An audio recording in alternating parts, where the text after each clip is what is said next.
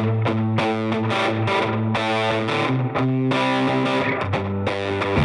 listening to the Cantina Cast,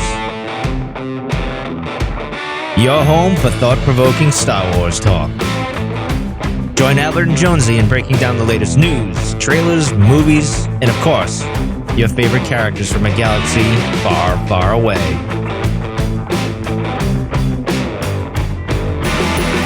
Hello, everyone. Welcome to the Cantina Cast. My name is Albert Padilla, and this is episode 482, our From a Certain Point of View bonus episode where we're celebrating Valentine's Day and talking about our favorite top 3 ships in Star Wars. And no, we're not talking about the ships that fly around and pew-pew. We're talking about relationships. And this was a topic that we had teased on Patreon a couple weeks ago, or several weeks ago now. And they dared us to do this, and so we're here. Not only am I here, but the love doctor himself of the show, Jonesy, is with us tonight. Jonesy, welcome to the show. Hugs and kisses to you, brother. What's going on? X's and O's, my brother. X's and O's. X's and O's. Doing all right. Yeah, doing good. Glad we kept the show at 9 o'clock. We have 2 viewers. It's going to be great. Yeah, because it's Super Bowl Sunday. If I was not here, I'd be watching the Super Bowl myself because it's tied at 35 each. And I really don't care. Like, I don't even care who's playing. I don't care for either one of the teams. In fact, I hate the Eagles because of a Cowboys fan. But yeah, exactly. I hate the Eagles too. But then the Chiefs annoy me. So yeah, so whatever. But you know what? I get donuts either way this week, no matter who wins. So nice. Good. Yeah, I can't complain. At this point, I'm going to bring on our third member of the show. Lauren is with us tonight because we can't talk about love and relationships without Lauren being here as well. So Lauren, how are you doing tonight? Yes, I'm good. I'm really excited to get into this. So you have trained your entire life for this moment right here. I really have. Like, it has all been coming down to this. So I'm so glad that we're doing this instead of the Super Bowl. It's way better. Well, I'm doing both, actually. I've got the Super Bowl over here. We should come up with the things like hashtag Lauren Ship Star Wars or something like that and just see if we can get it to trend. Yeah, get it to trend. Yes. Yeah, right below Rihanna and Tom Holland's umbrella video. That was trending earlier. If you've never seen that, it's pretty amazing. Okay, and didn't pay attention to any of it. Nobody's paying attention to that. And with us tonight is a special guest. You guys know her from Discord. She's got a show that we've talked about, One Hell of a Fanfic, who actually, she does this with Lauren. So welcome, Steph, to the show. Is this your official first time on the show or besides Patreon? Yes. This is not Patreon? No, this is not Patreon. Yes. This is going live to the entire world here Hello, in 2 world. days. Welcome. How are you doing? It's her debut. Yes, it is. Fantastic. Also not watching the Super Bowl because you guys are so much cooler. Yeah, well, thank you. And like Lauren, you've probably trained your entire life for this episode right here. Yes. Enter the montage of me reading fan fiction and making notes in little hearts. Annotating. You lost me at montage. Well, it's gonna take more than that to lose you, buddy.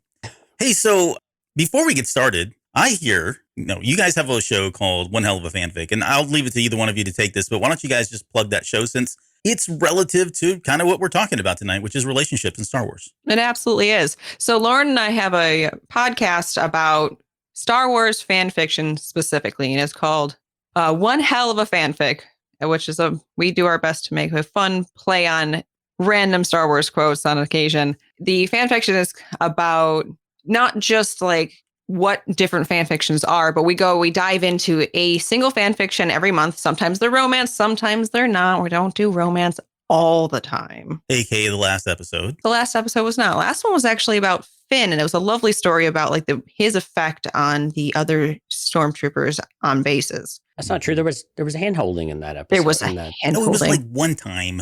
It was, it counts. It wasn't the focal point. And they it were was grasping it. They were just like, oh. It was close. It was something at least. Yes. Yeah. So we look at the writing style and the storyline and the characters and its canon relationship. And we kind of we're looking to give recommendations for Star Wars fanfics. And so others can read them and kind of follow along with us. And you also have a spice. What is it? The spice meter? Spice-o-meter? What do you guys call it officially? Is there a name? It's like a spice scale. So basically the purpose of the spice scale is to warn people. So when we do talk about romance fics, we want people to understand what they're getting into and not get surprised by something they don't want to read. So that's the purpose of the spice scale, to give everyone a heads up. Okay. Well, don't say warning. It's more, a heads up is probably appropriate, but warning sounds like, oh, we don't want to read the hottest it's an spicy invitation. stuff. It's an invitation. Like, okay, yeah. Warning is a negative word, but yeah, give people just so they're not surprised. And what's the spiciest? Because I've not listened to all of them. I think I've listened to the first and the the thin one recently, but what's the spiciest? Second one was spicy. Oh, was it? Okay, I missed that one. But what's the spiciest level we've had so far? I think that one was I think it was a 4, which is the highest one. Oh, no, So you guys said there was a 5, but you don't talk about that one. Did we? We haven't No, done a silence. 5. We It haven't was done. off camera, I think. Sorry. It was the second one was the spiciest one yet, because that one was, it was a lot of spice in that one. So. All right. You ladies do a very good job on the show. I did get a chance to listen to the Finn one. I thought that was great. And nice to know that, it's not just about the relationships, although I would like for it to be more in there, and the more Raylo, the better. So you guys keep up the good work over there as Jonesy's shaking his head right now. Well, we've got plenty of Raylo, so don't worry. Plenty of Raylo still coming up. Is that a warning or is that a... Invitation. It's an invitation. Thank you. It's a warning and an invitation. It can be both. Yeah. So where can everyone find One Hell of a Fanfic? You can find us on Instagram at One Hell of a Fanfic with a period between each word. You can find us at YouTube / One Hell of a Fanfic. And then on Spotify, right, for the audio only podcast? Yep. Audio only. Okay. Sweet. Well, good. All right. So we're here to talk about relationships. And before we get into our top 3, I want to give everybody kind of a heads up. So the 4 of us agreed before coming on the show there were going to be some ground rules. Number 1, only one of us was allowed to have a Peli Motto relationship. Ground rule 2 was there would be no mention of Maz Kanata except for this mention that I'm making right now. Beyond that, there will be none at this point. So now that we've got the ground rules set aside. I was not part of that conversation. It does not count, and I do not abide. I think I missed that as well. Oh, so I don't. okay. You know what? Yeah. I definitely did not hear that at all. I wasn't aware. This would be a very short episode if those rules were actually in effect. Well, we might have to reschedule this entire episode for next year. We'll just table it, okay? So, no, all kidding aside, there will be no talk of Maz Kanata. But Lauren and Steph, I want to talk about kind of like the current state of Star Wars and love relationships. And it's because it's always something that, I mean, Star Wars was never created with that intent. I think we were fortunate enough to get it during the second and third trilogy, unless you want to count Luke and Leia, which was really weird and awkward. But with Han and Leia, we got it there. And I think for me, anytime you can have a good movie without a love interest and a relationship kind of thing, but it's just like the cherry on top, right? There's something about having a well-rounded story where you get to kind of check all the boxes. But in Star Wars, it's never really been a focal point. And they did more of it in the novels back in Legends than they did obviously in the movies. The closest that we got to a love relationship in the movies was a very tragic one in Padme and Anakin, right? And then you could even argue that tragic with Han and Leia later down the road here as well. But I guess for you and Steph, let's start with Steph. What is like relationships in Star Wars? Is it working for you? Do you feel like there needs to be more? What's not working for you, et cetera? Oh, it's not working for me because there's not enough. So if we're looking at, this is meant for what, 12-year-olds? I have a 12-year-old, and I'm going to tell you other kids that are 12 have relationships. They're budding relationships, but sure, if Star Wars is meant for children, having good relationship role models is kind of something we need in our society at this point. Mm-hmm. And I think it would be beneficial if there were more. Lauren, what about you? Are they ticking the boxes? Do you think there's an opportunity to do more? And then maybe like, where do you see them expanding? Do you think it's going to be in movies, television? Feels like books and comics are probably going to still kind of run that course. But what are your thoughts? Yeah, I will say I definitely have already been seeing an expansion of it in the books. I feel like I'm seeing an increase in romantic subplots. Mm-hmm. But I would still like to see more, especially on screen. I feel like, especially with what you mentioned about the tragedy of Anakin and Padme, I would love to see a positive love story to balance that out, like one that does have a happily ever after, especially since Star Wars is about having happily ever afters. Why can we not translate that also to the romantic subplots as well? Why do they all have to end tragically? So that's where I would like to see it go. And I think it would fit with the feel of Star Wars if it did go in that direction. So, Jonesy, this will probably be the first of many mentions of the Ben Solo tragedy that happens at the end of Rise of Skywalker. But that was our chance. Like, that was our one chance to get a happily ever after. And I don't know that we got it. Unless you read the novelization, then I guess maybe. But I don't know, it's kind of weird because it's a ghost thing all over again. But what about you in relationships in Star Wars? What are you looking for? If you're looking for them, like what would you want? Do you want it to be like all in happily ever afters with hugs and kisses? Or do you think what Star Wars has done is enough for the medium and the stories they're trying to tell? Well, I think on one hand, that they don't get too serious and too heavy is a good thing, right? I mean, we want to keep Star Wars focused on the overall story about where they want to progress it, where the characters need to go. But I think also kind of to what both Steph and Lauren have been saying is that having positive relationships, that you can have a healthy relationship that actually works out in some way, isn't a bad thing. And I think we'll talk about a couple here that were really close to that, but then again, to Lauren's point, they end super tragically. And so everyone wants to put, like, I have a problem with everyone putting the Han and Leia relationship at the peak, the pinnacle of all of this, because I think it's one of the worst relationships in Star Wars. I mean, from a fun perspective and the banter, it's great, but from like, what did they actually accomplish, or what did they do, and was it a healthy relationship? Like, I think you check like, no. And so it's again, while you like the dynamic of it, was it a great relationship? No, it was not great at all. And so I look for something like that it's just, it can be challenging, and you can challenge one another. And I'm kind of, I'll be honest with you, I'm kind of a rom-com fan. And so I like those types of, TV show or movies and TV shows where, things are challenging, but they kind of work out in the end, even though it's a little bit silly, but you just deep down, they all want to be together. So they find a way to be together. And I guess you could put Han and Leia on that one, but we all know that it fell off a cliff at the end. I'm sorry, it fell off a balcony, I guess, for Han, but whatever. Yeah. The same thing. Steph, what are you looking for in a relationship in Star Wars? Oh boy. I am looking for a lot of what Jonesy just said, which is that like more lighthearted and like surface level. We don't have to dive deep into it.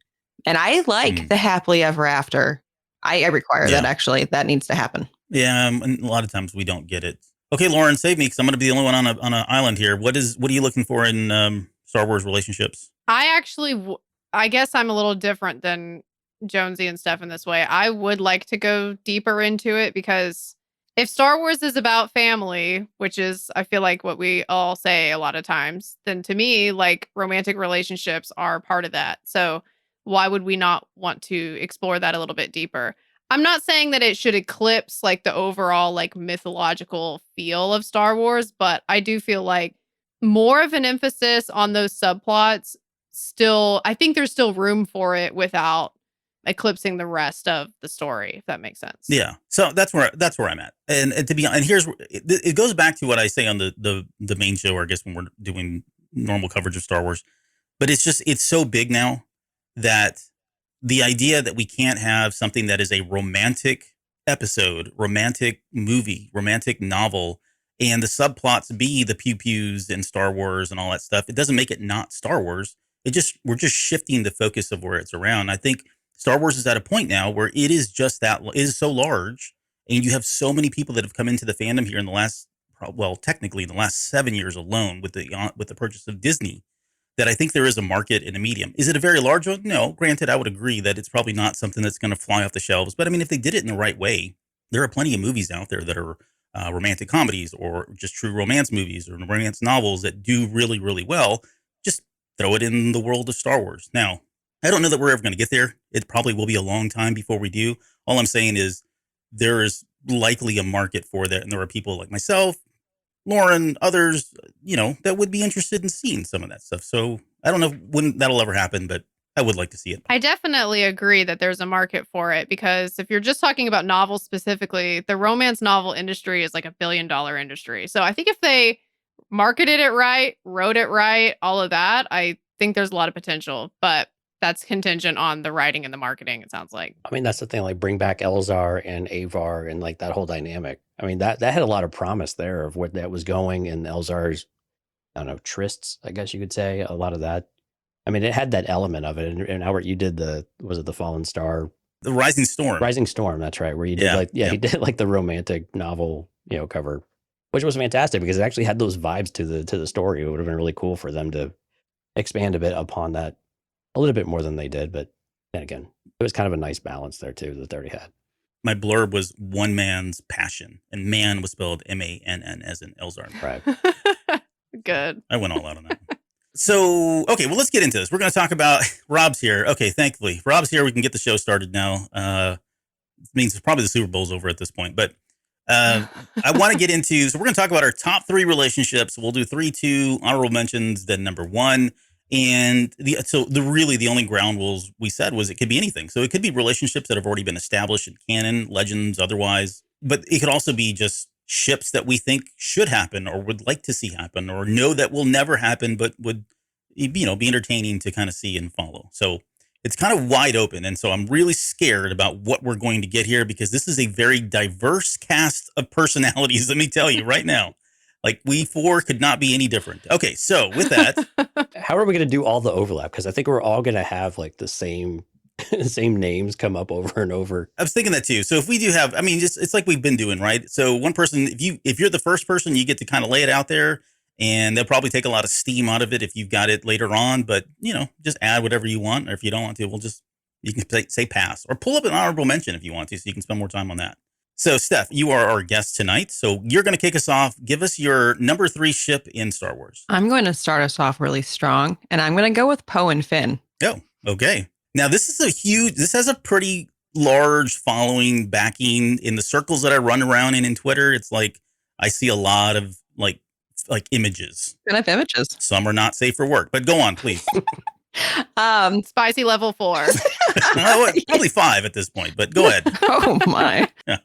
Their relationship, like a friendship, is a lot of fun to watch, and they're both handsome actors, and there needs to be, Disney is leaning towards getting some more of the LGBTQ community and representation in their media. And that would be, as you've mentioned, like it's already big. Like that would be a good one to kind of put in there. So here's what I will say to that one. Like I have no problem with it, honestly. Like it's fun. I've seen the fanfics that are out there. I've seen the images that are out there.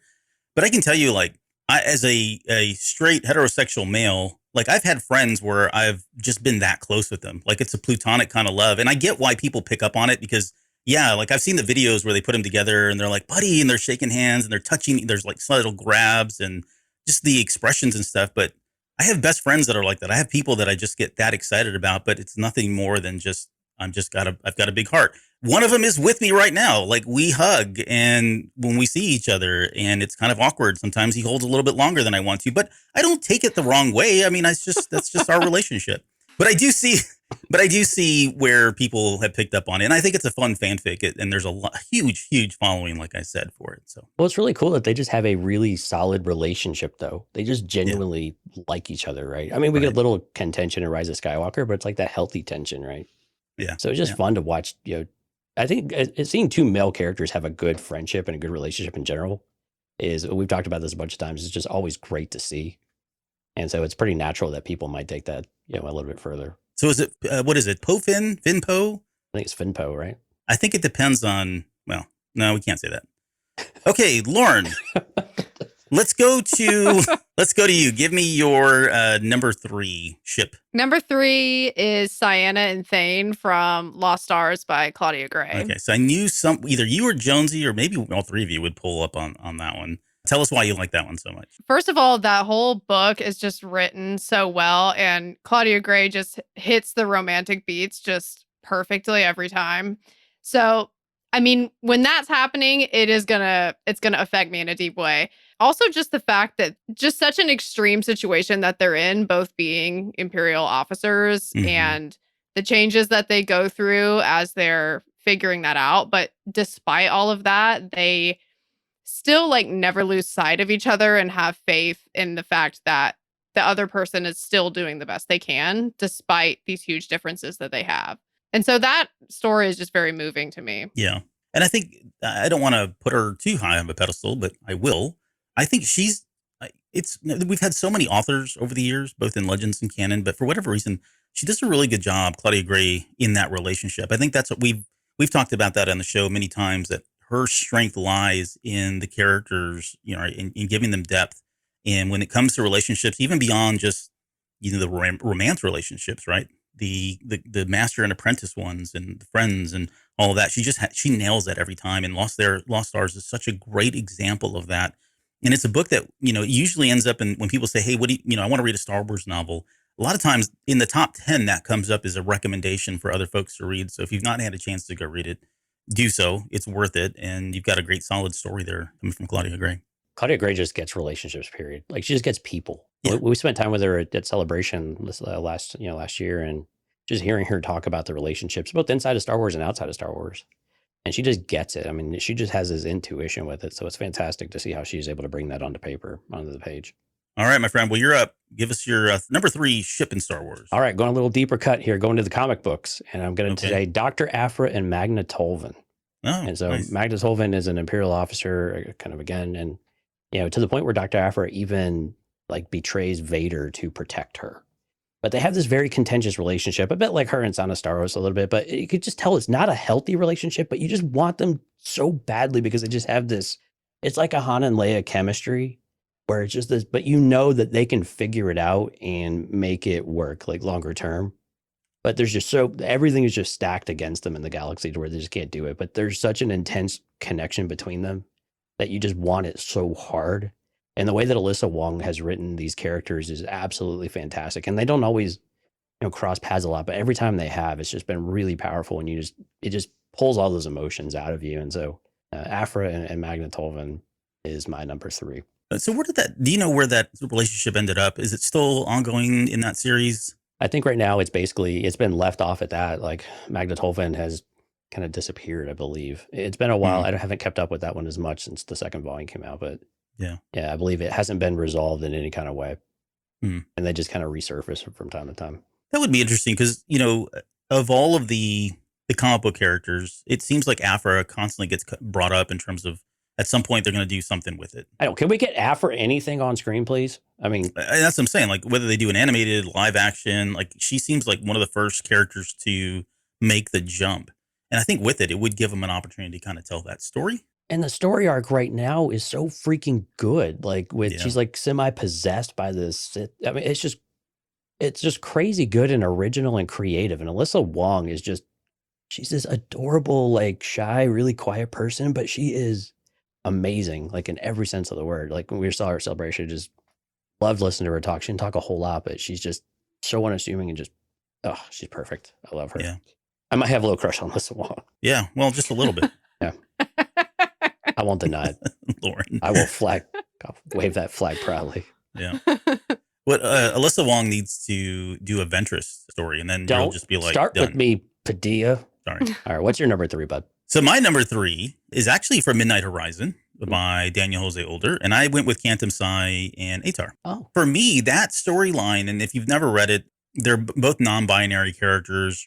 But for me, that was the first time, like, I felt like the writing was sweet and it wasn't focused on the fact that they were non-binary. And I would have never, like, I want to be sensitive to this. Like when I'm reading stuff like that, when it happens in books and novels, I focus on it, right? It's just something I'm trying to be better about that stuff. And by focus, I mean, it's on my mind the entire time.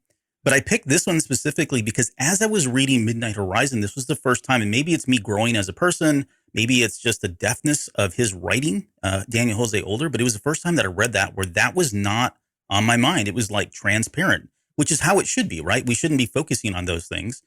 And I really enjoyed just how sweet that relationship was and how they were looking after each other and how they wanted to do things for one another. And eventually Cantum Psy leaves the Jedi Order for Atar, right? To go kind of do his own thing and be with that person. And like, what better story or love story can you have that, we don't know how it's going to end just yet because it kind of left off there.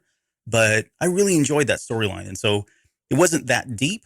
It wasn't a focal point of the book by any means, but it was just something that stood out to me as an experience for me in how I was taking in Star Wars and how I've been enjoying Star Wars, which I thought was really good for me personally. Well, and what I really like about it is you're right. It's the transparency of it. It just feels like any other relationship. Mm-hmm. While there was an immaturity of exploring this relationship and responsibility and that balance of it all, there was still a certain growth to the characters to when they had to make a difficult decision. It's like, okay, this is the right path for me, even if it's not together.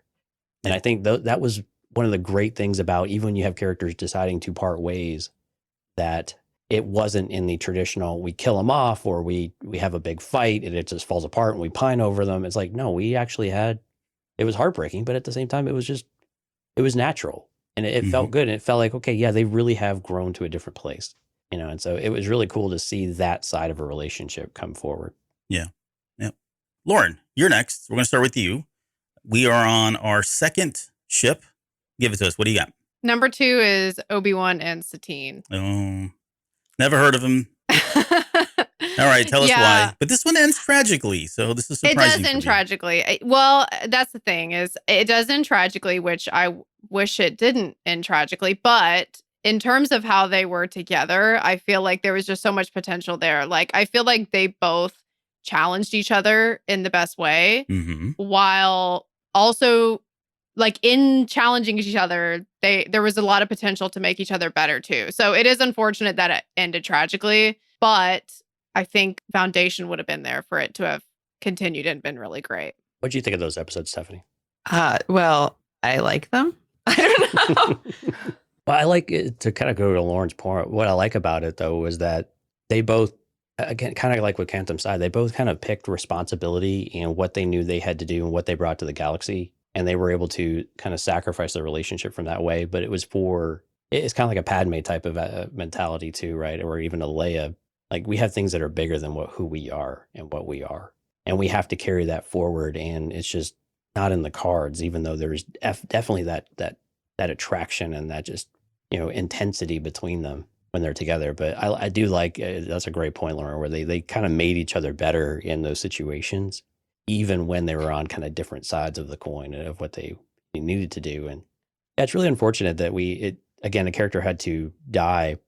I don't know if this was the case though. And maybe Lauren, maybe you just expound on this. The character didn't have to die to get Obi-Wan to go to push him in a certain path in this case.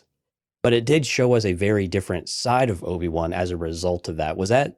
Do you think that was really important to see for Obi-Wan in that moment, or no, it kind of fell flat, or it was weak for you? I do think that the fact that she dies, it does kind of leave us wondering, would Obi-Wan have ever left the Jedi Order for her? And it kind of does, like, because there is that one line where he does say that he would have left. As to like, if he still felt that way in the future, I guess we'll never know. But I do kind of like it that we are left wondering that, and we're never really going to know for sure. I think you would have. Yeah, you do. Yeah.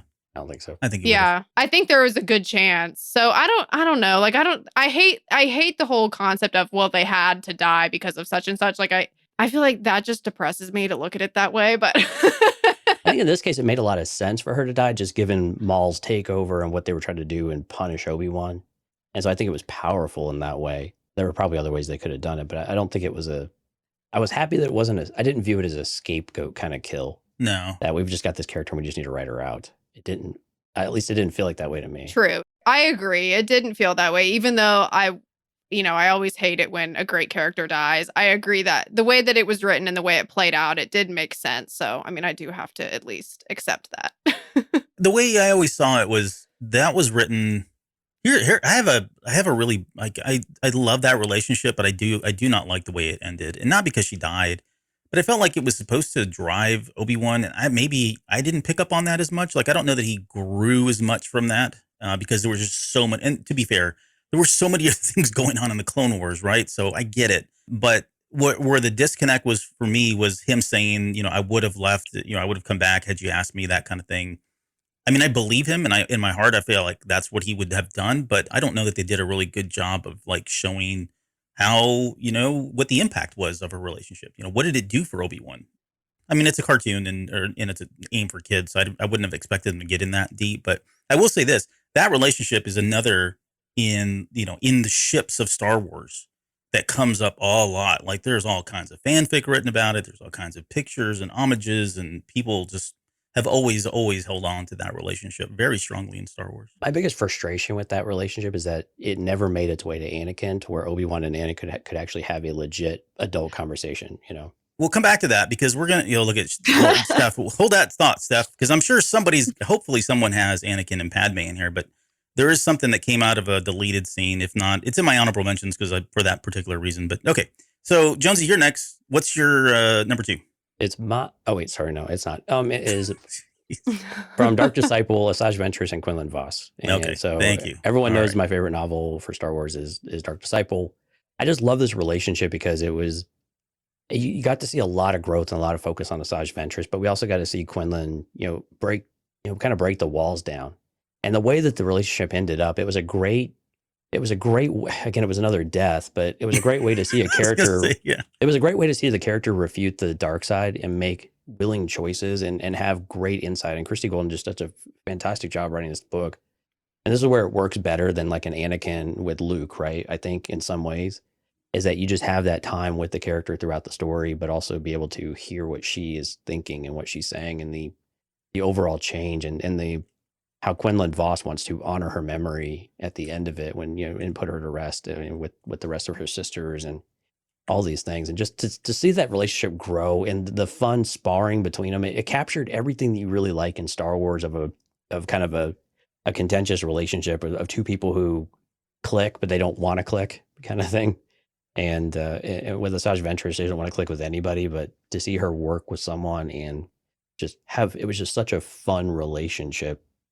And even if it ended tragically the way that it did, it was still just amazing to watch that character finally get everything that she was really due, that they flirted with so many different times and gave us so many great stories. It was so awesome to see it finally, you know, truly blossom into something. Yeah. And by that point, she was she's always been a likable character for good and bad reasons. But by that point, she was also a good person, right? And you wanted, like, it was almost like she deserved this, even though she never asked for it. She never thought it was probably coming. But to see her have that in her life was very satisfying, knowing where Ventress came from. I'm with you. The tragic part of it sucks as always with Star Wars that character had to die. And I don't have a problem with the way she died. I think that was probably fine. Although, again, we have another death. This is like a Star Wars thing. Like we kill characters off like that, but we don't always see like what everybody else does from that point on. Like, how did that impact them? How did that make them grow?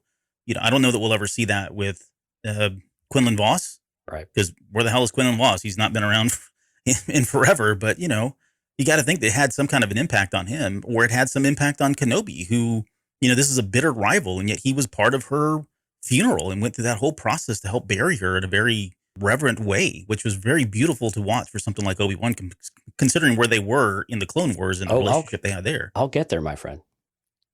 Okay. He's not done. Oh, no. He's not done. All right. Well, we've been warned. So yeah, that's a good one. And I didn't have that one on any of my lists, although I think I've got 20 honorable mentions. So I did tell you guys to keep it to 20. Am I next? Yes. Oh, crap. This was the one I went back and forth on so many freaking times. So I have, commit. I know I have a hard time with this. So I went with it because I can't have a top 3 anything unless there's some kind of Rebels reference. And so I'm going to go with the boring, tried and true Hera and Kanan Jarrus, because to me that was like the first mom and dad family relationship that was like working. They loved each other, they had fun with each other, you know. They were, of course, they never really said I love you in the show, which I thought was very sweet, but they had other ways of kind of communicating that across. And you know, that's a lot of what they did with those characters mimicked real life. They were just in Star Wars, everything from the looks and the comments, and they felt like parents that had a lot on their plate, that were trying to do what was right for the galaxy, but at the same time trying to raise these kids. And the way it all ended at the very end, like, I mean, yeah, again, another tragic relationship like that one. So for not to really get off on a tangent here, but with Jarrus dying, like Kanan dying, you got to see all the development from everybody else. You got to see the impact that it had at everyone because there was time for that. So I felt like the death was fine and it did a lot for the show. I think we'll still need to see what it does for Hera. Like, I don't know that we've ever got a chance to see how she's kind of dealt with it. In fact, that was really the only short where I felt like it was a little slighted. We went right into other episodes and we never really got to see her kind of just grieve. And then they just for wrapped what it had up, happened. right? And jumped to the future, right? Yeah, and you know it's there. And maybe that's something they explore in the new series or somewhere else. But either way, I mean, that relationship was just sweet, and it was a good husband and wife, kind of in love, but trying to be secretive about it and still be professionals. And every once in a while, they'd get in some little cheeky comments to one another. But it was just a very, very sweet relationship.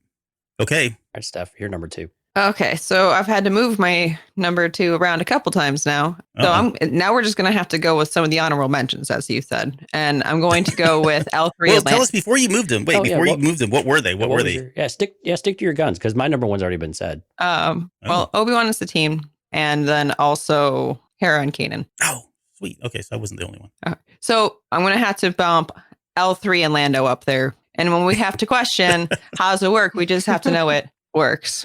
Yeah, just a little wink. It works. L3, and yeah, they set a precedence for that one. It was brought up in 2 different media. Like it's a real Yeah. thing. It's a thing.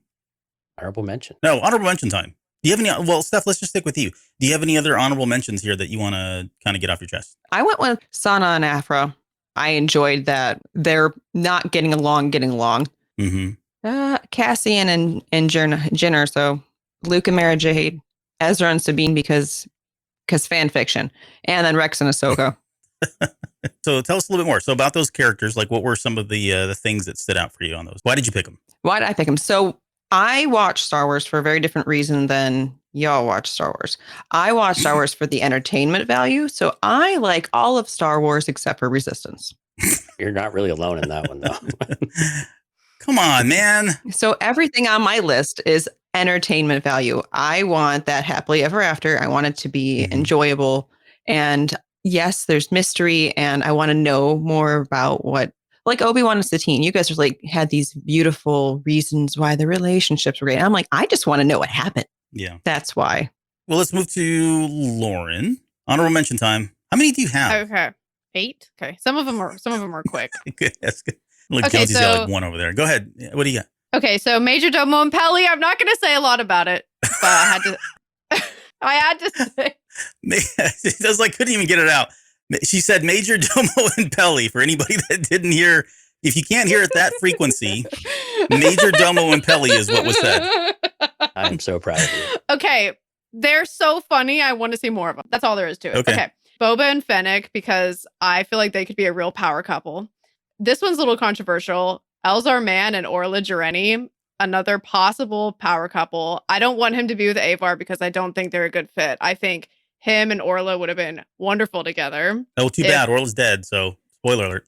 Orla Jareni and Stellan Geos, yeah. I don't know. Elzar, them like doing the lessons and the training together. I was feeling it at that point. Also, Din Djarin and Omera. I think another example of Power couple. She could help him also like learn how to relax and have a good life. And I think that would be wonderful to see for him. Hera and Kanan, you already covered that one. Ventress and Quinlan Voss, Jonesy already covered that one. I will say what I will add about Ventress and Quinlan Voss, though, is one thing I love about that story is I feel like with Christy Golden's writing, she like hits the nail on the head of the grumpy sunshine trope, which is a trope that I absolutely love. What is that one? Explain that one to us. Yeah, let me explain. So grumpy sunshine is when one of the people in the couple is like very resistant to love. Like they're very skeptical, cynical. They don't want to do it. Where the other person is like super cheerful, very charismatic, very happy person. In those scenes when they first meet and he's hitting on Ventress and she's like, I don't want to play this game with you. Like, I just love that dynamic so much. I just find it so fun to read. So You're going to make me cry. I love her so much. So basically, it's the Jonesy Steph relationship. So Yeah, I'm definitely the grumpy one. Yes. And then Han and Leia is also on my honorable mentions, even though I do have some views about like the longevity of that relationship. I do feel like their chemistry was just so great that it's hard to not love it on some level, even though it didn't make my top 3.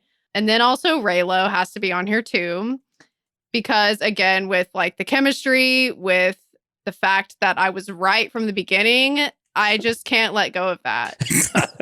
So you and millions of others, trust. those are my honorable mentions. Okay. Okay. All right. Here we I go. have 13 plus. Oh, And you'll understand Okay. the plus here in a minute. All right. I also worked in some look. Okay, if there's 12 of Maz and somebody else, I don't even want to hear it. Let's just get to your number one, sir. You will sit there and you will like it. All right. So I did work in a bunch of expanded universe too, because I think there were some really great relationships in the EU. And so Jason Solo and Tanel Ka. I just love their relationship. Of course, they had a kid together, but Tanel Ka was such a strong character. And I just absolutely love her, and that she was able to keep Jason in check so often and kind of resist and really challenge him throughout that.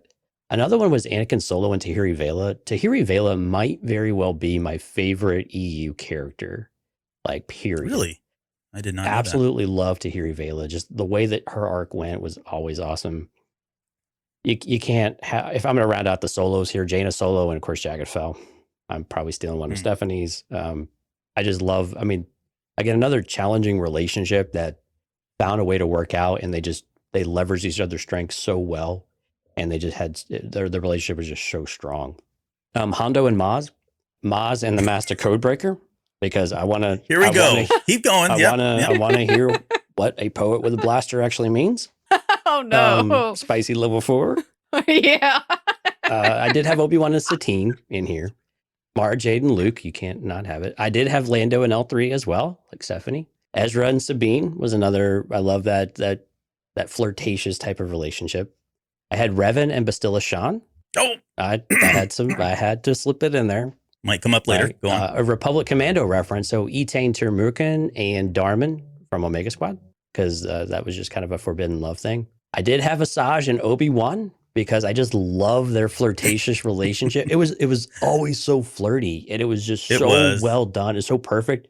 And it was on screen. It wasn't just like in the book. So it was in Dark Disciple as well, but that we got to see that flirtatious attitude between them, and like to have Anakin kind of like, what the is going on here, you know? I mean, I think she loved doing it.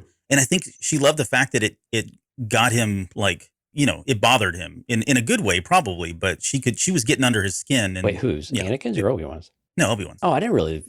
Did she get under Obi-Wan's skin? I've always viewed that Obi-Wan was just loving the banter as well. I don't know. Anyway. I took it as Asajj, like, going, like, it was laced with, hey, we should get together and enjoy the dark side. And he was just kind of like, oh, no, it's not. But for me, there was moments I felt like he was like not necessarily uncomfortable on screen, but it had to have been bothering him that somebody would talk to him the way that she did. I just love it that he saw like that she was capable of so much more, and that he actually kind of tried to tempt her over to the light side of swords. Now, they should have met in the middle and crossed sabers, you know what I mean? Anyway, and then my last official one, my 13th, and then I'll get to my plus, is Paz in the Armorer, maybe? And I think this is not necessarily requited, but I think Paz has a thing for her. And I don't really know what it is or on what level that really is, but I'm pretty sure that's a thing. I love that. I hadn't thought of that, but I'm on board. I'm pretty sure it's a thing. And then honorable, so this is the plus, is basically every companion that my character ever hit on in SWTOR. Yeah. If you've never played SWTOR, you have ample opportunities to get with everybody in the game. I mean, you can just whore yourself out all day long in that game and pick all kinds of, you know, questionably ethical choices around relationships as well. Yep, so I have made many. Look at Lauren. She's like, this sounds like I might have to I might have to check this game out. Warcraft. Going back to SWTOR. Warcraft crap. Now, Lauren, it does not work on a Mac. So. Oh no! Yeah. Okay, you gotta have a PC to play that one. I'm sure PC users are laughing right now. Mm-hmm. I thought you liked that one, Albert. Yeah, no, that's a good one, because there's been some times in there. I've actually never. I mean, I don't know. This may be shocking. Maybe it's not. I've actually never done like the whole relationship thing in that game. I'm always like, nah, I just want to kill stuff. But it's just because that's what I'm there for. I'm not really for the other stuff. I thought about putting my number one, but I was like, all right, that'd be a little too cheeky. Yeah, put a real one as your number one. I did put a real one. All right, Albert. Honorable mentions. A real one. Come on. Take a deep breath. Okay, so I think a lot of them have already been said. How many did you come up with? Did you come up with a full 20, or did you scale that back a little bit? 15. He's literally counting people. Yeah. Yeah, 15 total. But I won't go through all of them here because we're at 48 minutes. Okay, so I had a Mara and Mando, just because the power couple. I think I hope that gets explored. I think they did that. That's in the Sanctuary episode from season 1. If anybody wanted to know. But yeah, I mean, he almost gave it up for her, which, well, that says a whole lot right there. So I'd like to see that at some point. I did have Mara Jade and Luke Skywalker, much to Mike's demise. That and they had a whole marriage and wedding. And do you guys remember that the wedding? That was the Union comic. Luke Skywalker. Yep. Yeah, it wasn't good. No, it was a pretty terrible comic. It was terrible. It was terrible. But I like the visuals. It was very like 80s, 90s kind of colors and dress. It's outdated now. It was not good, but at all. What I do like about that relationship is like I don't know if that was the best choice for Luke. It was the only choice I guess he ended up having in the end. Considering his other choices he had, like Lumia. Yeah, there wasn't. I mean, it was a short. Yeah, that one was a pretty good one too. But Yeah, it's like growing up in a small town. You're like, well, I guess. But I felt like I felt like Luke Skywalker and Mara Jade, like it was. I think she did a good job of like keeping them in check, keeping them in balance. I think they did. They may have shoehorned some of that. Sometimes it felt a little forced to kind of show that. But at the end of the day, I always wanted just Luke to be with somebody. Like I felt like he needed to have that in his life, and I'm hoping they do get back to that at some point. That's another fanfic for another day that I've already talked about ad nauseum on the show. Okay, so I had Anakin and Padme on here just as an honorable mention. Yeah, it's a horrible, tragic love story that we never really get to see, or we do get to see, but maybe not the best way it ended all in the end. There was something I was going to say, and I meant to pull up the quote, and I didn't get a chance around it. Just trust me on this. But in one of the drafts of Revenge of the Sith, there was actually a line in there where Kenobi, and I forget who he was talking to, but he was talking to somebody about Anakin and Padme, and they were asking him, like, how come you knew all along, right? Essentially is what they were saying. He's like, yeah, I knew all along. And what he ends up going on to say, and again, this is not verbatim, but what he ends up saying is that he knew that was happening, but he allowed it to happen because it was the only time he ever saw Anakin be happy. And he wanted Anakin to feel happy and be happy. And so he turned a blind eye and a deaf ear to what was going on. From that perspective, like the fact that somebody like Anakin, and you got to see it in the movies as well, right? But think about how tormented his soul was. And we get to see a lot of that after he becomes Vader and he's thinking back on his life, but how much he went through, all the torment he went through, and to think that there was somebody in his life who just made him genuinely happy as Padme, right? Even though that ends in a tragedy and it really was kind of wonky writing at some points, but it's just, that's a very sweet thing to think about that she had that effect on him. I had Avar Kriss and Elzar Mann. That's just a purely physical relationship. Obi-Wan Kenobi, Satine Kryze, I had them on there. I had Sienna and Thane as well. Cassian and Jyn Erso. I had Bastilla Shan and Revan. And I was almost going to put them number one because they were kind of like they were the precursor for the Jedi. Like that was the first, and I could be wrong, but the first relationship that I recall that they allowed somebody from the Jedi Order to have an attachment, to have a relationship. And they did that to kind of prove that, look, that they proved that they could, both Bastilla and Revan believed that this was really the best thing. And we see bits and pieces of that come up in the High Republic. Maybe we'll see that here, post the Rise of Skywalker and this new Jedi Order kind of thing, whatever they go with there. But I think there's a lot of merit in allowing them to do that. It's just certain guardrails, or maybe not. I don't know. But anyways, that was the first time that I remember and recalling that they allowed Jedi to have a relationship outside of that. Of course, they end up having tons of kids, and there's a whole Sean family tree that eventually gets over to Satele, who's another love interest of mine. I had Han and Leia on there as an honorable mention for all the reasons you guys have said. That was like growing up, it was a relationship that I looked up to. It didn't end the best way, and now once 2015 rolled around, but in Star Wars, like it was cool. Like they were very cheeky with each other. They had good banter back and forth. They were kind of like the blueprint for what we would get for a lot of Star Wars relationships at that point, right? Anytime there was a smuggler and another female character that was involved, it was just a carbon copy or some variation of the Han and Leia relationship, or vice versa, right? And so I really, from that perspective, again, up until The Force Awakens, I always thought it was like kind of like the relationship that we would all kind of hold up as the model or the blueprint for Star Wars. And a lot's happened since then. We've got a lot of other material now to look back on, but I had them as a close second to my number one, but they didn't make it. Okay, I'll stop there. It's time for our number ones. And Jonesy, you get to kick us off first. Oh, do I? Yeah, I think so. All right. Well, this has already been said, but Hera and Kanan, and I think it was mostly around that. I think you would probably said it best. I like that they're kind of the parent relationship, even though they're not. They want to keep things quiet. They don't want it to interrupt their day-to-day lives. They don't want to make people uncomfortable, even though it's like the worst kept secret on the planet. But the way that they get to towards the last handful of episodes, while a little clunky at times, with all of a sudden they're very affectionate. But again, the way that Kanan sacrifices himself, and I know it's heavily done in Star Wars, but the whole way it all went about and where him and Hera got to, it was just so powerful and so emotional. Like I just couldn't not put it as my number one, because it just, every time you watch it, it just rips your heart out, but in the best possible way, just because it's done so phenomenally and you just love it every single time you see it. It doesn't get any easier, and it just seems to get better every time. It's the whole scene and him being able to see her for the first time. And maybe this is less about the relationship and more about just the point they finally got to at the very end. But anyway, I just absolutely love it. It's a fun relationship throughout the series. I like that. I like that they still have the typical banter, like the Han and Leia banter at times, but Yeah. they're always a team. You know, they always have each other's backs, and they trust each other to go do what they need to go do. And it's just, and I just absolutely love it. So that's why I made it to my number one. I really hesitated to do it because it's a bit cliche, because it tends to be in a lot of top threes for the most part. But I mean, hell, it's there for a reason, because it is that great, you know, and the way that they all help each other. I mean, her advice to him as he's trying to train Ezra, and her intervention and some of that stuff is just, again, it's just that healthy checkpoint in your relationship. Someone that just kind of keeps you in check and, you know, knocks you down a peg when you need it the most. And they just seem to have that. Oh, we got a comment finally. Rob says the courtship in the novel was fun as well. Oh, for Han and Leia. Yeah. I think it's Han and Leia. Yeah. Especially with Shizor involved. Oh, how come nobody had him on any list? Oh, because he was a playboy. He was just kind of a playboy, yeah. Okay, let's see. I guess, am I doing my number one? Go for it. Okay, well, nobody said it, and it's on my freaking hashtag. So I'm just going to throw myself out there and say Raylo is my number one. It was in my honorable mention. I know. So I said. I was like, oh, dagger to the heart. So here's my stance on this. Like, prior to the Rise of Skywalker, and certainly by the time we got to The Last Jedi, we were at fever pitch when it came to Raylo.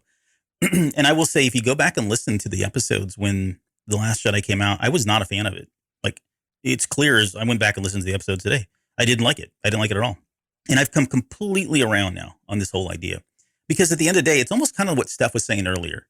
Like, this is a relationship that probably would never work, right? There's too many things going against it. But that's the part of it that I think is so fun. And in having been, I don't know if I forced myself into the community or I got adopted, or they're like, yeah, okay, weirdo, whatever. If you want to hang out with us, that's fine. Just stay in the corner. Being part of that Raylo community, though, that's been kind of fun. Like, they are a very close-knit group of people. They know what they know. They like what they like. And there's just it's a great community. So that might be kind of filtering into some of this and swaying me. But what I will say is that that relationship is been a lot of fun to watch. I'm really pissed off about how it ended with The Rise of Skywalker, even though they kind of gave us a novelization there at the very end. And there's probably no chance at this point that we'll ever get that in any form. But I don't mind that whole idea, that trope of, you know, and I don't know what the trope is called. Honestly, I don't. But I know it's not the first time this has ever happened in storytelling, where you got somebody who's completely horrible and somebody who's like pure of good, and they just have like this natural attraction to each other. And, you know, whether one's trying to fix the other, or they both have they have things that they need in each other. I think all of that kind of manifested in this relationship that we got to see in part 7 and part 8. And by the time we get to 8, when he finally does become Ben Solo because of Rey, because of their love, I mean, that was like the crowning moment. And then it just got swept away like 5 seconds later. But that, you know, the way it got there, I was pretty happy with up until that point. When Ben Solo speaks, things seem to get swept away pretty quickly along. Yeah. Oh my God. Yeah. Anytime he says anything, it's just so boring. Rey Skywalker, Kylo Ren, Ben Solo, whoever you want to throw in there as that personality, but that's my number one. Okay, Steph. All right. So my number one is Uncle Owen and Aunt Beru. Oh, a dark horse. Throwing down the gauntlet. Okay, now you got to explain that one. I adore the relationship, especially now that we've seen them again come back up in media. What was the Leia? No, it was Obi-Wan. There we go. Yeah, it was the Leia show. It was the Leia show, really. But yeah, Obi-Wan Kenobi. Well, we get to see them again, and I love seeing them in that younger stage. I like when you see a stronger female doing things, pulling the gun, and the way that she speaks to him. And they do have what seems to be a really good relationship. And the fact that they made it all the way to, they had to because the movie showed them old, but it makes me curious to what kinds of things they went through raising Luke. And they go through every day on Tatooine. The fact that they make it through to that point. But then again, there's another one of those very tragic endings, which Star Wars is so known for. Yeah, you're right. We talked about that when we covered that. The fact that she was kind of like the planner. She was the one that went and grabbed the gun and all of that. It was a very different side of Beru that we had never seen. I think we all kind of walked away from that series going, wow, she's way more than just the girl shoving vegetables in the food processor by the time we get to episode 4. Well, and even in episode 4, though, she keeps Owen in check, you know, standing up for Luke's perspective on it too, and being that voice of reason. Like, you can't be grumpy all the time. I mean, you can be, but You have to let go of some things. You have to allow other people to grow, even if you're refusing to. And he had good intentions, but I like that she was that counterbalance to him, and that stick in the mud type of aspect. And she was definitely the caregiver in the relationship. But I like that, to Stephanie's point. I like that she was also that strong presence too, and motivated him. Like, no, this is our home. Like, we don't run away. We take care of our home, and we do this. And he's like, yes, ma'am. Challenging him in a good way. It was just one more season. I think we're getting a little carried away here. That's all he was asking for. It's a whole nother year. Also, to what Jonesy was saying, like, we don't see a lot of that family aspect, and we do get to see that with them. We did see it with Hera and Kanan, but this, you get to see that, like, family, the happy family that actually gets to be together until they burn. But until that point. So, Lauren, you're up. And if you don't say Qui-Gon, Jinn, and Shmi, I'm going to be really upset because no one mentioned it in here. But oh, you're right. No one did mention them, but they're not my number one. It's not a thing. I would like to retroactively add them to my honorable I'm sorry, that mention, time has passed. Okay, number one is Jen and Cassian, because I feel like that. I think the fact that, so for me, I feel like the two of them both have had such a specific life experience that they can actually, if they had gotten more of a chance to get to know each other, I think there would have been so much potential there for them to relate to each other in a way that nobody else will ever understand either of them. Mm-hmm. Like, for example, in Rebel Rising, when Jen has another relationship with another guy, that is an issue for them, is that he just doesn't understand her background. And Cassian would have been able to. And also after watching Andor as well, there were times that I was watching that show and I was like, oh, I just wish he could be with Jen right now, because I think that they would be so great together if they would have had that chance. Yeah, but they all died. Thanks a lot there, guys, for doing that one. No, and we'll see how, if there's any more that comes out in season 2 of Andor, but I think they've done enough to really kind of drive that home. I don't even know that it was really intentional. Like, I don't think they went in kind of writing the character such that, we got to make sure that he compliments Jin. I don't think they had any insight into that or even thought about it. And which is even more magical, right? That the fact that his background and hers match up so well, and that they would have gotten to know each other.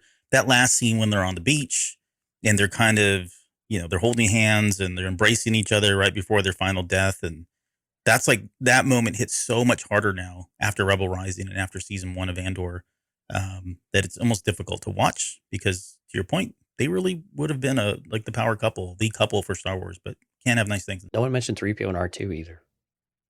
You probably didn't recognize him because his red arm. It's just the red arm. It always throws me off. Yeah.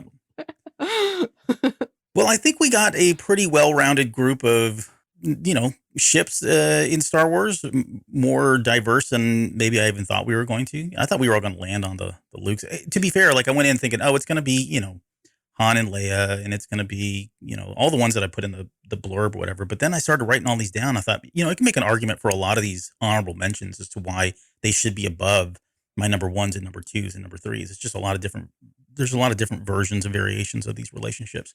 I will say, though, kind of my final thoughts before we kind of pass it around here. I would love for them to, again, explore this more in Star Wars. It doesn't necessarily need to be at the forefront of some of the stuff we've got established, but at some point, I would like to see it move to the forefront. I think there's an audience here. I think it could do really well. I think it takes a very special person to do that. Maybe if they did it as a novel, get Claudia Gray, enlist her help to do something like that out of the gate. But yeah, I would definitely like to see more good, nurturing relationships in Star Wars general, but in particular, like the kind of love and romance. That would be a good thing to see. And I think we're getting there. Like, we're seeing more of that in the novels probably than anything else, but maybe the future is bright. I think Disney coming in has been a good thing, and it's going to take a little while to get there, but I think we'll see more and more of that start to surface. Jonesy? Yeah, I think this is where we kind of missed the EU in some areas, because the EU had, I think, lumping Old Republic into that too, but a lot of New Jedi Order in particular, where there were a lot of relationships. I mean, and not just within Jedi, but with non-Jedi, like Corran Horn and his wife, and Wedge, and a lot of these other characters. And we didn't really talk about the Aftermath characters either, right? I mean, there were a lot of good ones all in there, right? And I think that's some of the space that we're missing is that we were able to spend a lot of time with those characters, allow them to develop, and so their relationships just seemed more natural over time. Whereas, unfortunately, what we're getting now is that no one sticks around for long enough. High Republic is a great example, right? We get strong relationships, but then they start to die, right? And we don't get resolution on any of it. We really even get a idea of the past that may or may not have been there, and we'll get some of it, I know, but unfortunately, I think that's the benefit that we have with EU is that everything just had so much time to just grow and develop and really flourish.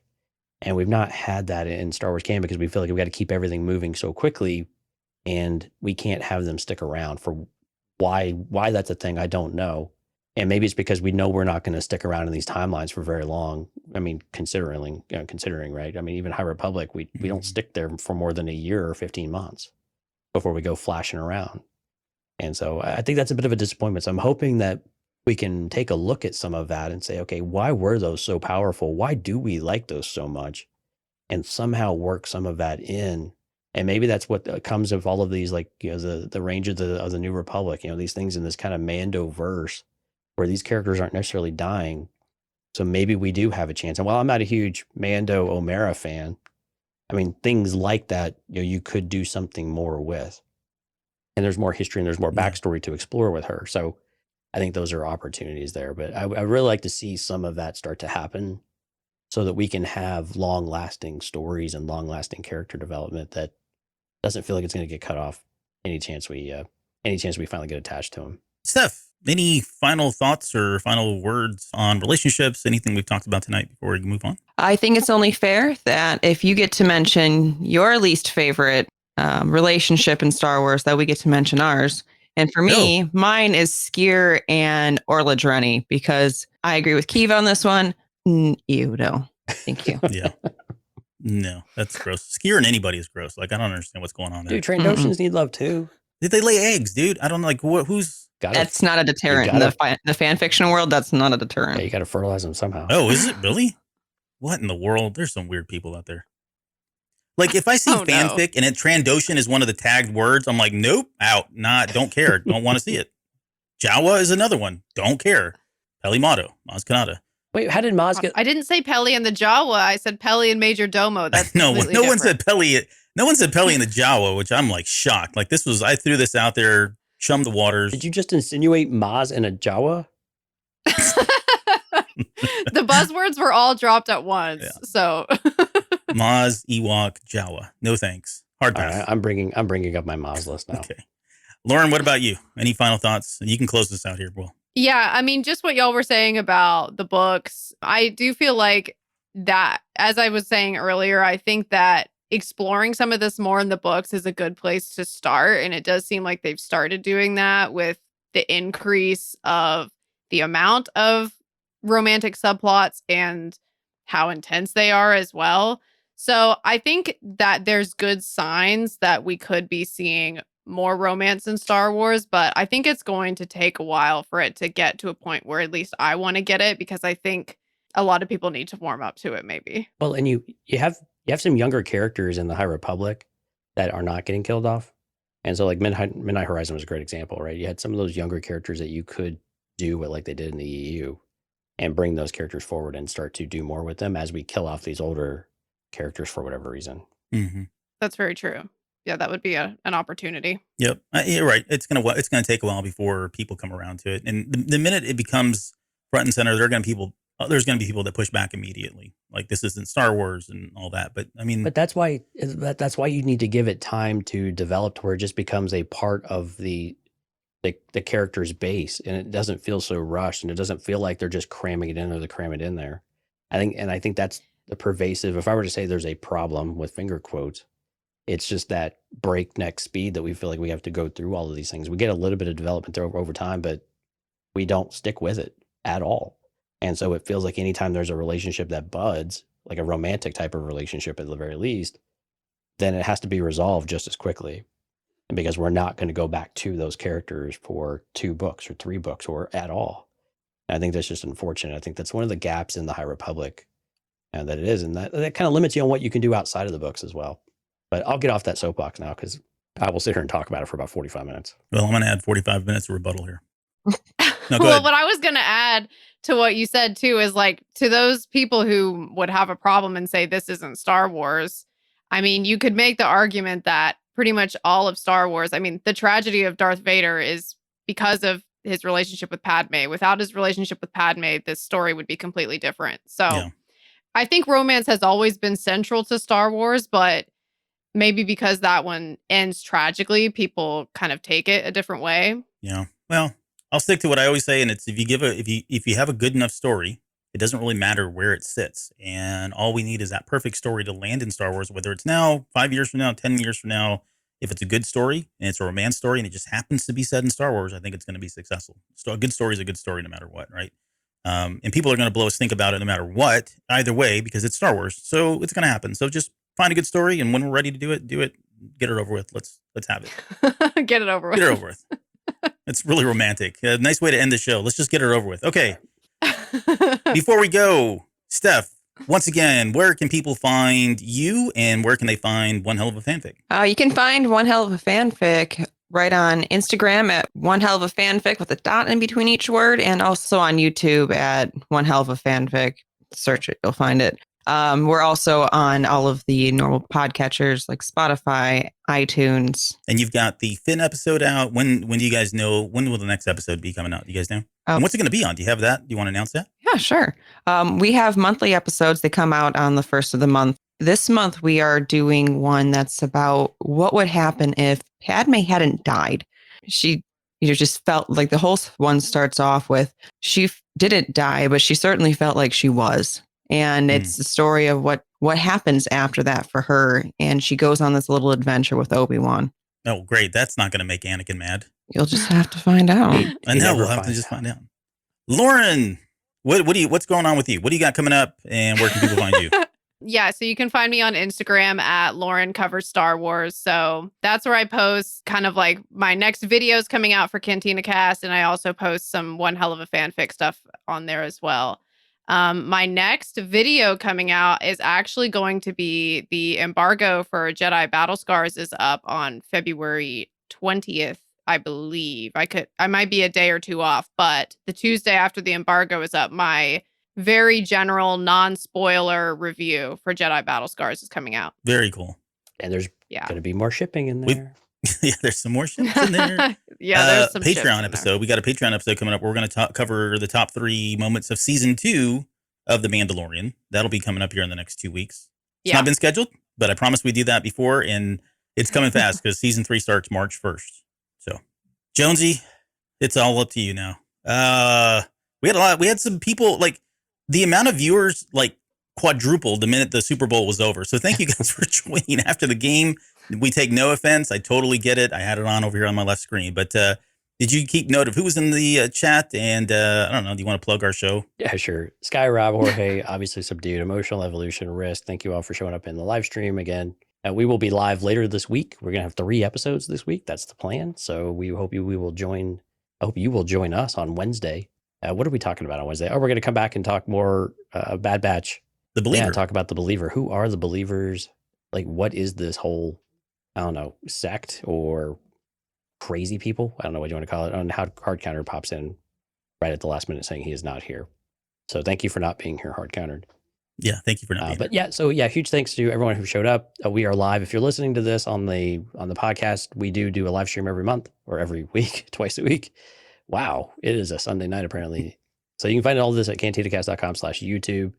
Cantinacast.com will show you everything you need to go. We have Patreon. We have Jedi Novel Archive, of course, with Lauren. We have Jeditorials. We have all sorts of great stuff out on the website as well if you'd like to check that out. Give all of our videos a like and a subscribe over there on YouTube if you wouldn't mind. It does go a long way to help us out and get found. So we'd appreciate it. Otherwise, we will hope to see everyone on Wednesday, and then we'll be back again on Thursday to resume our Bad Batch episode coverage. And Thursday we'll be covering The Crossing. That'll be the name of that episode, whatever that may be. So lots of Star Wars still to come from us here. Again, thanks everybody. If you're a Patreon member, we'll get this out tonight. You'll have it tomorrow. And then this will be kind of a general release to the entire public on Tuesday in celebration of Valentine's Day. And if you've got a loved one or if you don't, happy Valentine's Day. We'll see you guys here in just a few days. X's and O's.